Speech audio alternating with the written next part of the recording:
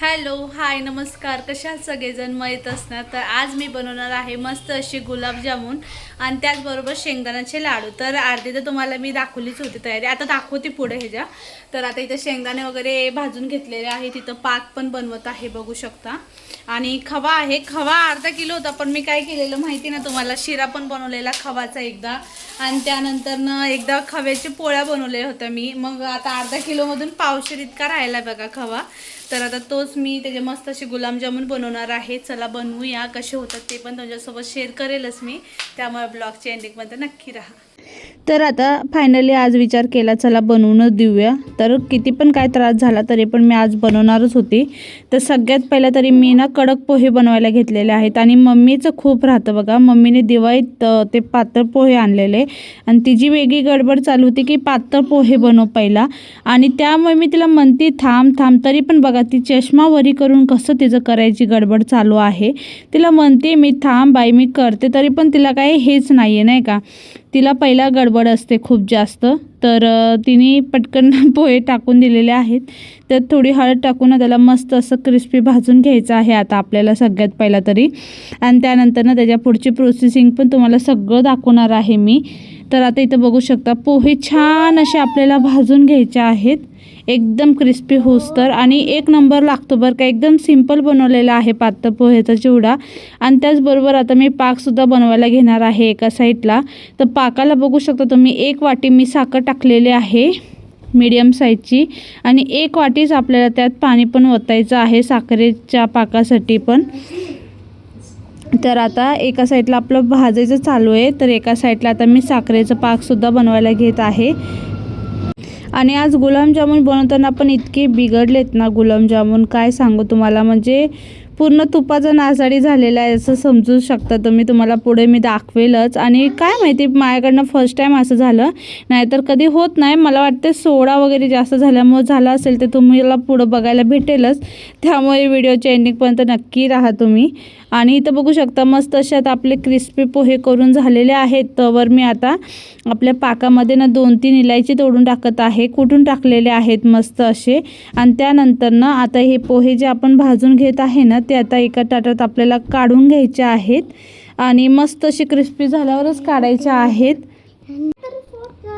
तर आता इथं बघू शकता तुम्ही, तर आता मी कडक पोहे करून काढलेले आहेत. आता तोपर्यंत आता मी 1 किलो इतके शेंगदाणे टाकलेले आहेत शेंगाचे लाडू करण्यासाठी. तर त्यातले तर मम्मीने अर्धे काढून ठेवलेले होते नंतर लास्टला. पण आता हे सगळे शेंगदाणे मस्त असे आपल्याला खरपूस भाजायचे आहेत बरं का. एकदम असे तड आवाज यायला पाहिजे त्या शेंगा भाजताना आपल्याला, तसे भाजून घ्यायचे आहेत. आणि साखरेचा पाकसुद्धा आपला झालेला आहे. तर साखरेचा पाक आपल्याला एक तारेचा वगैरे काही बनवायचा नाही आहे, फक्त आणि फक्त चिगट असायला पाहिजे नाही का, एकदम असं चिपचिप, तोपर्यंतच आपल्याला पाक शिजवायचा. नाही तर मग काय होतं, जास्त आपण एक तारीचा करायला गेलो ना तर ते पूर्ण साखरच जमा होते. आणि असं माझ्यासोबत भरपूरदा झालं. त्यामुळे ना जेव्हा साखर आपली पूर्णपणे मेल्ट होते त्यावेळेस आपण बंद करून द्यायचं, म्हणजे फक्त थोडं चिपचिप झालं तर समजायचं की आपला पाक रेडी आहे. तर मिनिटात आपला पाक पण तयार होतो. तर आता त्यानंतर आता बघू शकता शेंगा आपले मस्त असे फ्राय झालेले आहेत भरपूर, म्हणजे 10 ते 15-20 मिनटं लागले मला. आणि चांगले असतात नाही का शरीरासाठी. पोरं माझे तर इतके आवडीने खातात की एका दिवसातच सगळे लाडू संपवून देतात, इतके त्यांना आवडतात. पण जास्त पण चांगले नसतात. कोणत्याही गोष्टी आपण प्रमाणापेक्षा जास्त खाल्लो की त्याचा त्रास आपल्याला होणारच असतो नाही का. पण मग आता लेकरांना काय कळतंय. तर आता बघू शकता त्या कढाईमध्येच मी ना आता तेल टाकलेलं आहे. तेलामध्ये जिरे, मोहरी, डाळे पण टाकलेले आहेत. त्याबरोबर मिरच्या चिरून टाकत आहे एक 6-7. आणि त्यानंतर ना त्यात कढीपत्ता टाकायचा आहे बरं का आपल्याला. आणि कढीपत्ता टाकून मग हळद थोडीशी टाकायची आहे, नॉर्मली जास्त काय हळद टाकायची नाही आहे, थोडीशीच टाकायची. तर आता हे सगळं टाकून ना मस्त असं फ्राय करून घ्यायचं आहे आपल्याला. आणि फ्राय झालं की त्यानंतर आपल्याला आपण जे पोहे फ्राय केलेले आहेत ना ते आपल्याला त्यामध्ये टाकून द्यायचे आहेत, बघू शकता तुम्ही. आणि त्यानंतर आपल्याला चवीनुसार मीठ टाकायचं आहे. तुम्ही पाहिजे तर थोडीशी हे पण टाकू शकतात, पिठी साखर पण टाकू शकतात, त्याने पण छान लागतं बरं का. तर आता हे सगळं व्यवस्थित असं मिक्स करून घ्यायचं आहे आपल्याला. तुम्ही बघू शकता मी कशी करत आहे.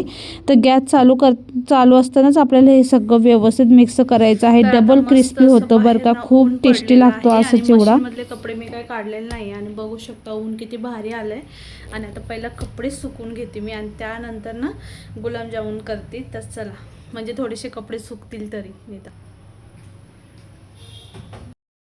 आणि मी नाशिकला जेव्हापासून आले ना तेव्हापासून पाऊसच चालू आहे बघा. अजिबात म्हणजे पाऊस थांबलेलाच नव्हता. आणि दीदी येणार होती त्यामुळे मग कपडे मी बेडशीट कांबळ वगैरे पण काढले होते धुवायला. आणि भरपूर असे कपडे होते आणि मशीनमध्ये निदान कसं आहे ना ड्राय होऊन तरी निघतात. आणि कपडे ड्राय झाले की सुकायला जास्त वेळ लागत नाही. पण ऊन ना फक्त आणि फक्त एक 10 ते 15 मिनटासाठी चालू होतं बरं का.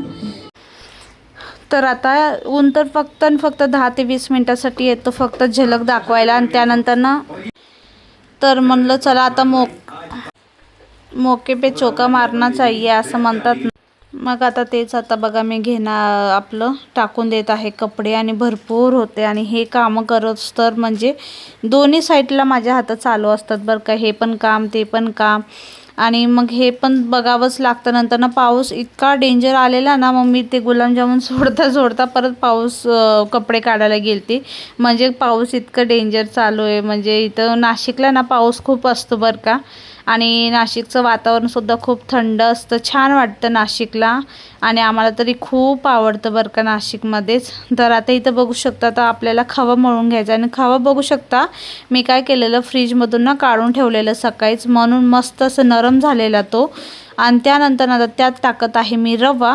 तर रवा एक दोन इतका चम्मच असेल, 2 बारीक रवा होता तो टाकून दिलेला आहे. त्यानंतर बेसन टाकत आहे मी, सॉरी बेसन नाही मैदा बरं का. त्यानंतर आपल्याला खायचा सोडा टाकायचा आहे. तर तुम्ही बघू शकता एकदम मी छोटा चम्मचचं पण एकदम थोडंसं टाकलेलं, पण तरी पण मला असं वाटतं भरपूर असं सोडा झाला की काय झालं मला माहीत नाही. तुम्हीच सांगा माझ्याकडनं काय मिस्टेक झाली आणि काय नाही. त्यानंतर चिमूटभर मीठ पण टाकलं होतं मी, म्हणजे कसं आहे ना गोडामध्ये थोडं मीठ टाकले की बॅलन्स होतं आणि छान लागतात बघा. एकदम चिमूटभर टाकलेलं. आणि हे सगळं व्यवस्थित आपल्याला एकजीव करून मळून घ्यायचं आहे. बघू शकता मी कशी मळत आहे. आणि कधी पण आपल्या हाताचा जो तळवा असतो ना त्याच्याने आपल्याला छान असं मळून घ्यायचं आहे. पीठ जे आहे ना एकदम असं नरम असायला पाहिजे, असे गोळ्यांवर अजिबात क्रॅक वगैरे नसायला पाहिजे. छान असं मळून घ्यायचं आहे. पाणी दूध अजिबात काहीच नाही लावायचं, बिना ह्याचंच छान होतं बरं का. तर चला तुम्हाला दाखवते मी गोळे कसे झालेत आणि कसे नाही. तर बघू शकतात किती मस्त असे आपले गोळे झालेले आहेत, मस्त असे झालेले होते. मग म्हणलं चला आता टाकून बघूया. आणि मी ना हे सगळे गुलाबजामुन तुपामध्ये बनवणार होती, पण सगळा पचका झाला माझा गुलाबजामुनचा, खरं सांगते. म्हणजे मूडच ऑफ झालेला. पण ठीक आहे, मम्मीने एक समजून घेतलं, बरं झालं. नाही तर बाई माझ्या पार असं डोक्यावरच बसली असती भांडायला, काय खरं नव्हतं माझं आज. पण वाचली मी नेमक्यात, खरं सांगते आज. नाही तर मम्मी इतके मला बोलली असती ना. आता पण तिने बघितलं, पण आता एक तर ऑपरेशन आहे म्हणून जरा शांत बसली, नाही तर ती काही शांत बसत नाही. माझी मम्मीची आहे ना, म्हणजे कोणाला पण ऑब्वियसली कोणाला पण राग येणारच आहे ना एवढं नुकसान झालं तर. पण मग आता काय करणार, माझ्या हातात सुद्धा नव्हतं. मला वाटलं चांगलं होईल, पण मग कसं काय असं झालं माहीत नाही. आता हे बघू शकता तुम्ही तूप टाकलेलं आहे मी. आणि मी ना एकदम स्लो गॅसवरच, म्हणजे एकदम कमी तूप भाजलं, म्हणजे हे झालं ना गरम, त्याच वेळेस मी टाकलेलं. तरी काय माहिती इतकं म्हणजे मला असं वाटलं चांगलं होतं. आणि म्हणून मी ना गपागप सगळे टाकून दिले नाही का. एक 10-12 गुलाबजामुन टाकले. पण मग काय आता, तरी पण मग मी त्याला टचसुद्धा नाही केला बरं का चमच्याने वगैरे. पण जास्त काय फक्त वरून असं टाकलेलं. फक्त एक ट्राय करायला गेली, पण ते काय फिसकायलाच लागलं सगळं. मग मी विचार केला आता हे कच्चं काढून तरी काय उपयोग नाही म्हणलं, आता त्याला ना बघू म्हणलं फास्ट गॅसवर. मग मी काय केलं, ह्या गॅसवरून ना दुसऱ्या गॅसवर ठेवलेलं आहे. नंतर ना म्हणलं बघू फास्ट गॅसवर तर निदान चांगलं झालं तर झालं. तर मी स्लो गॅसवरनं काढलं आणि फास्ट गॅसवर ठेवलं आणि इथं बघू शकता काय राडा झाला ह्या गुलाबजामुनचा. अख्खं म्हणजे तुपाचं नासाडी झाली आणि बाकीचं बघू शकता मी सगळं काढलेलं आहे. आणि मम्मी बोलली बाकीचं तूप ना आता काढून ठेव, नंतरनं जे तळशील ना ते आता खोबरं आपलं ह्याचं शेंगाचं तेल होतं घरात त्यातच तळ म्हणली. तर जाऊ दे म्हणलं बाबा, मी पण गप्पच बसली. नाही तर मी विचार केला तर मस्त अशी तुपामध्ये बनवूया, पण कधी काय होतं सांगता येत नाही. तर आता हे जे जळालेलं आहे त्याचं आता काहीतरी करता येईल. तवर मग मी आता काय केलं, ते तुपाची कढाईमध्ये ना रवा पण भाजून घेणार आहे. तवर मी काय केलं, मम्मी काय बोलली, त्या पिठामध्ये ना अजून थोडासा मैदा टाक आणि त्यानंतर ना बनव परत एकदा. मग आता त्यानंतरचे बघा तुम्ही कसे होतात कसे नाही. तर आता इथं परत मी थोडा मैदा टाकलेला आहे, 2 चम्मच इतका अजून मी मैदा ॲड केलेला आहे. आणि त्यानंतर ना हे जी तुपाची कढाई होती त्या तुपाच्या कढाईमध्ये ना थोडा रवा टाकून ना आता मी शिरा पण बनवून घेणार आहे. कसं मम्मीने पण काय खाल्लं नव्हतं दुपारचं आणि मला पण एकतर म्हणजे घरातले कामं ते ह्याच्यामध्ये जास्त वेळ निघून जातो. आणि सकाळी काय आम्ही मेंदूवडे वगैरे खाल्ले होते त्याने पण पोट फुल होतं. आणि नंतर ना काय आम्ही हे वरच्यावरच सगळं खात बसलो. बिघडलेले आहेत. आता काय करणार आहे, मम्मी बोलली जे तुपाच्या ह्याच्यामध्येच रवा भाजून घे आणि त्याचा संध्याकाळी मस्त शिरा बनवू. आणि आता तोपर्यंत आता ते मळून घेऊन शेंगाचं तेल आहे मस्तपैकी त्या तेलामध्येच आता मी तळून बघणार आहे कसं होतं कसं नाही. तर आता बघूया आता हे जे कसे होणार आहेत. तोपर्यंत आता मी पहिला रवा भाजून घेते आणि ते रवा भाजून काढते एका साईडला आणि त्यानंतर ना त्यात तेल टाकून तळून घेते. तर आता बघू शकता रवा छान असा आता मी भाजून घेणार आहे. मस्त लाल होस तर रवा भाजून त्यामध्ये मस्त असं शिरा करून घेणार आहे. म्हणलं मम्मीला तेच तुपातला शिरा करून देऊ, कारण की तसे पण गुलाबजामुन त्यात तळून उपयोग नाही, परत एकदा खराब झाले की मग काय करू, म्हणून मग जाऊ दे म्हणलं. आणि नंतरचे जे गुलाबजामुन आहेत बघा, पहिला मी ना 3-4 टाकले, घाबरून 3-4 टाकले फक्त, जास्त काय टाकले नाही तेलामध्ये. आणि त्यानंतर त्याला न काही टच करताच असं हलवत गेली नाही का कढाईमध्येच. आणि त्यानंतर ना तुम्ही बघू शकता आताचे गुलाबजामुन किती मस्त असे झालेले आहेत आणि खूप मस्त झालेले आहेत बरं का.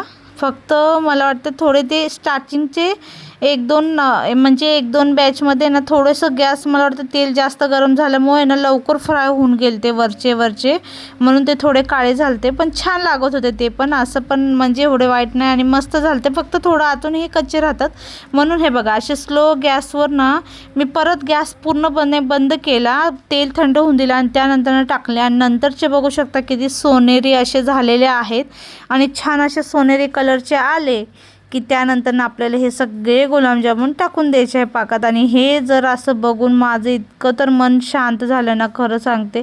म्हणजे असं वाटायला लागलं की चला बाबा काहीतरी आता चांगलं झालं आहे म्हणून.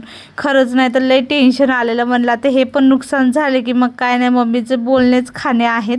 त्यामुळे म्हणलं चला आता जसं होतं छानच झालेले होते हे, म्हणून मी ना एकटीमध्ये तरी हे असल्या गोष्टी करायला चान्स घेत नाही. आणि घेतला तरी पण मग नुकसान झाले की ते सहन करायच्या पण ह्याच्यामध्ये असते बरं का मी माझ्या घरीसुद्धा. पण ठीक आहे, आता इथं मम्मी होती सांगायला म्हणून मला टेन्शन झालंच नाही जास्त करून. आणि मग लगेच मी ना जसं तळायचे ना मी असं साईडला काढून ठेवत नव्हते, डायरेक्ट मग मी पाकामध्ये टाकायची. म्हणजे काय होतं माहिती आहे का, गरम आपले गुलाबजामुन असले ना तर पाक लगेच शोषून घेतं नाही का. आणि छान असे एकदम रसिले असे गुलाबजामुन झालते बरं का, खूप टेस्टी असे झालेले. आणि बाहेरचे गुलाबजामुन आणि घरातल्या गुलाबजामुनमध्ये खरंच जमीन आसमानचा फरक आहे. मला तर घरातलेच खूप आवडतात बाहेरपेक्षा. त्यानंतरनं शेंगा आपले जर थंड झाले की त्यानंतर आपल्याला त्यात टाकायचं, म्हणजे शेंगा छान असं सोलून घ्यायच्या आहेत. आणि मला दुपारचा इतका कंटाळा आला त्यानंतर हे सगळ्या गोष्टी करून, इतका वैताग आला ना. मग मी ते शेंगाचं तर मी डायरेक्ट संध्याकाळीच केलेलं आहे. संध्याकाळी पुन्हा स्वयंपाक पूर्ण करून त्यानंतर मग आम्ही लाडू बनवले होते. तोपर्यंत फक्त मी शिरा बनवून दिलेला आहे, कारण की कंटाळाच खूप आलेला. आणि गुलाबजामुन बघू शकता आपले किती छान असे झालेले आहेत नंतरनं. तर आता हे बघा, हे संध्याकाळी ना जेवण वगैरे झाल्यानंतर ना मम्मीने त्यात गूळ वगैरे छान असं क्रश करून दिलेलं आहे शेंगामध्ये. आणि व्यवस्थित असं आता मिक्स करून घ्यायचं. त्यावरून बघा आता मी तीळ टाकलेली आहे भाजलेली.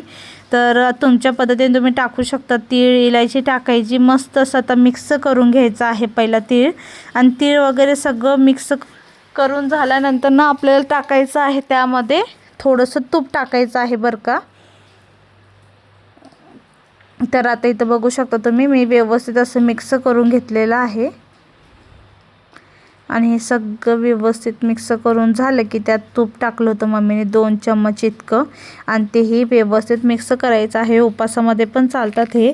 एकदा नक्की ट्राय करा. आणि आजचा तुम्हाला व्हिडिओ कसा वाटला नक्की सांगा. आवडला असेल तर लाईक कमेंट शेअर करायला विसरू नका. आणि इथं बघू शकता मयंकला सुद्धा एक गुलाबजामुन खायला दिला आणि त्याला पण खूप आवडले. एका घासाचा त्याने अख्खा पूर्ण खाल्ला. तर चला bye, take care, bye bye. भेटूया नेक्स्ट ब्लॉगमध्ये.